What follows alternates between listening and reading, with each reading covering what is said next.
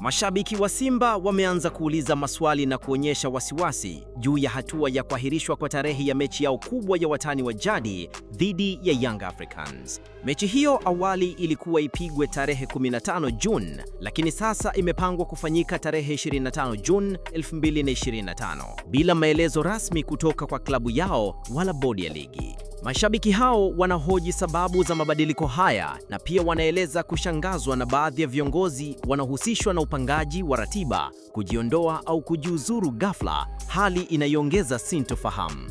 Mpaka sasa klabu ya Simba haijatoa tamko lolote rasmi kuhusu suala hilo, huku ikionekana kuendelea na maandalizi ya kawaida kuelekea mechi hiyo muhimu. Kwa upande mwingine, klabu ya Young Africans, ikiwa ndiye mwenyeji wa mchezo huo, inaendelea na kampeni kambambe ya kutangaza mechi hiyo kupitia mitandao ya kijamii pamoja na maandalizi ya mazoezi kwa ajili ya kuwakaribisha wapinzani wao wa jadi.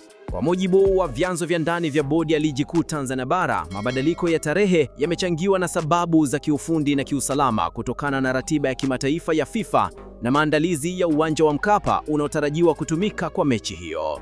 Tunaendelea kufuatilia kwa karibu kila kinachoendelea kuhusu mechi hii ya kukata na shoka. Endelea kutufuatilia katika mitandao ya kijamii. Hii ni Bongo Global Digital. Usisahau kugusa neno subscribe chini ya video hii ili kuwa wa kwanza kupata habari zetu zote kwa haraka na uhakika. Asante kwa kutuamini.